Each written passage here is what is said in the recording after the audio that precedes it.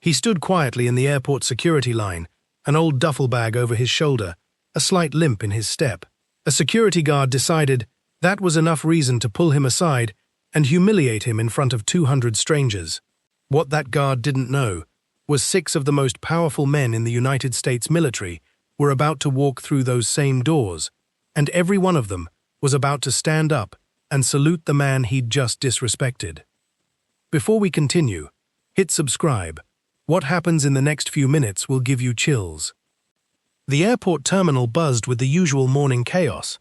James Whitfield stood in the security line, duffel bag slung over one shoulder, a slight limp favoring his left leg, the kind of limp that told a story most people never bothered to ask about. He wore simple clothes, worn boots, nothing that screamed importance. Security guard Danny Pierce eyed him from 20 feet away, watching the way James moved, the way he carried himself. "Sir, step aside," Pierce called out, voice carrying across the terminal. "Random screening." James nodded calmly and stepped out of line, setting his duffel bag on the table without complaint. He'd been through worse lines than this.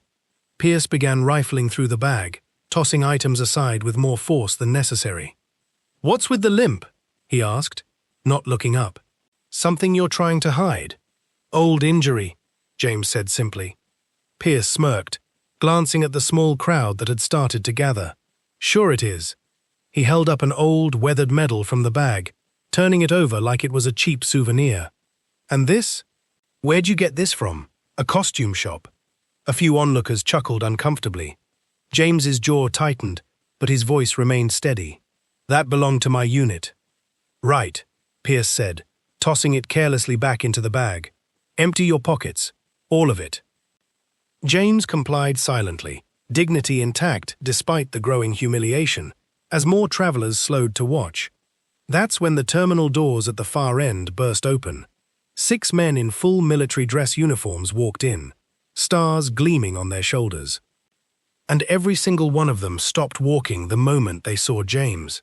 The terminal fell into stunned silence. The 6 generals stood frozen for a moment, disbelief crossing their faces. Then, almost in unison, their postures shifted. Backs straightened, chins lifted. General Marcus Reynolds, the eldest among them, silver-haired and unmistakably in command, stepped forward first. "Colonel Whitfield?" he said, voice carrying across the entire terminal. Pierce froze mid-motion, medal still in his hand. James turned, and for the first time since the humiliation began, something shifted in his expression. Recognition, tempered with quiet exhaustion. "General Reynolds," he replied evenly. "It's been a long time." Reynolds crossed the distance between them in seconds and did something that made the entire terminal gasp. He saluted, not a casual nod, a full, formal, textbook military salute, held perfectly still, right hand at his brow. One by one, the other 5 generals followed, boots clicking against the tile floor as they lined up and saluted the man Pierce had just called a fraud. Pierce's hand, still holding the weathered medal, began to shake. "Colonel Whitfield," Reynolds said, voice booming with respect, "served 26 years, Silver Star, 2 Purple Hearts, led the extraction at Kandahar that saved 43 soldiers, including my own son." Pierce's face went white as chalk. "That medal in your hand," Reynolds continued, eyes locking onto Pierce with cold precision, "is the Distinguished Service Cross, second highest honor this country gives." The crowd that had gathered to watch James's humiliation now stood in complete, horrified silence. Pierce opened his mouth, but no words came out, because General Reynolds wasn't finished. He turned toward the airport's head of security, who had just arrived on scene, drawn by the commotion. "I want every camera in this terminal reviewed," Reynolds said. "Immediately."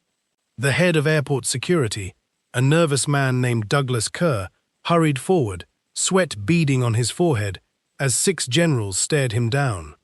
"General Reynolds, sir, Kerr stammered. "We can review the footage right away." "You'll do more than review it," Reynolds said, voice sharp enough to cut glass. "This man is a decorated combat veteran who saved my son's life. He was profiled, humiliated, and treated like a criminal in front of 200 strangers, and I want to know how many times this has happened before today." Kerr's eyes darted toward Pierce, whose face had gone from pale to ashen. "Sir, I was just doing my job," Pierce finally managed, voice cracking. "Random screening protocol." "Random?" Reynolds interrupted, stepping closer. "You singled him out from a line of 30 people. You mocked his limp. You mocked his medal. Does that sound random to you, son?" Pierce had no answer. James, still standing quietly beside his duffel bag, finally spoke. "General, it's all right. I've dealt with worse." "That's exactly the problem," Reynolds said, turning to face him directly, his tone softening only slightly. "You shouldn't have to deal with this, not after everything you gave this country." He turned back to Kerr. "Pull his personnel file. Every complaint, every incident report from the last 2 years." Kerr swallowed hard. "Sir, that could take—" "Now," Reynolds said, the single word carrying the full weight of his rank. As Kerr scrambled toward the security office, whispers rippled through the crowd. Passengers who'd watched the humiliation minutes earlier, now recording, phones raised, capturing history rewriting itself in real time. Pierce stood frozen, medal still clutched in his trembling hand, the weight of what he'd done finally crashing down around him. Because 15 minutes later, Kerr returned with a file, and what was inside it was about to end more than just Pierce's morning. Kerr returned, file in hand, face pale as he handed it directly to General Reynolds. Reynolds flipped it open, eyes scanning quickly, jaw tightening with every page. 7 complaints, he said, voice low and controlled, more dangerous than if he'd shouted. In 18 months, all from Black and Hispanic travelers, all alleging the exact same pattern, targeted stops, excessive searches, humiliating comments. Pierce's legs seemed to weaken beneath him. "All 7, Reynolds continued, dismissed as routine complaints requiring no further action. He looked up, locking eyes with Kerr. "Who signed off on these dismissals?" Kerr's throat bobbed. "I did, sir." The silence that followed was suffocating. "Colonel Whitfield," Reynolds said, turning back to James, "is not just any veteran who happened to walk through this airport today. He's about to be honored at a national ceremony in 3 days, for the very extraction that saved my son's life 14 years ago. I flew in personally to escort him." Gasps rippled through the crowd. "Which means," Reynolds continued, voice hardening, "this footage isn't just going to security review. It's going to the Department of Transportation, it's going to the press, and it's going to every single person who filed one of those 7 dismissed complaints." Pierce finally found his voice, though it trembled violently. "Sir, please, I didn't know who he—" "That's exactly the problem," James said quietly, cutting in for the first time with real weight behind his words. "You didn't need to know who I was. You needed to treat me like a human being regardless." The words landed harder than any shout could have. Pierce lowered his head, the weathered medal finally slipping from his fingers and clattering onto the table between them. The same table where, 20 minutes earlier, he'd tossed it aside like garbage. But James wasn't finished. He had one more thing to say, and it wasn't for Pierce. It was for everyone watching. James stepped forward, and the crowd around him, passengers who'd stood by filming, whispering, some who'd chuckled at his humiliation minutes earlier, fell completely silent.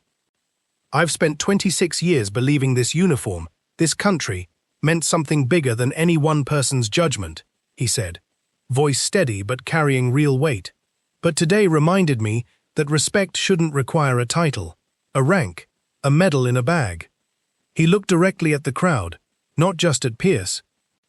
"How many of you watched this happen and said nothing?" he asked quietly. "How many times has this happened to someone without 6 generals walking through those doors to make it matter?" Nobody answered.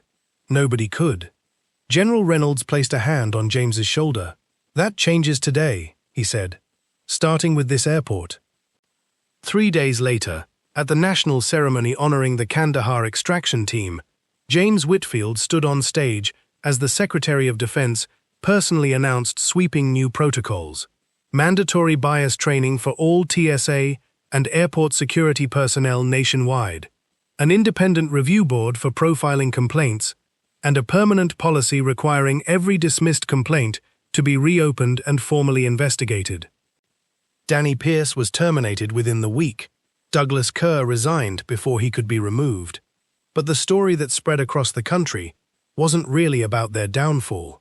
It was about the video of 6 generals saluting a man in worn boots and a duffel bag, a moment that reminded millions of people that dignity was never something you had to prove. It was something everyone deserved, automatically, without exception. James returned to that same airport months later, this time walking through security without incident. A young TSA agent, new to the job, recognized him instantly. "Colonel Whitfield," she said, standing a little straighter. "It's an honor, sir." James smiled, the first real smile since the ordeal began. "Just treat the next person in line the same way," he said. "That's the only honor I need."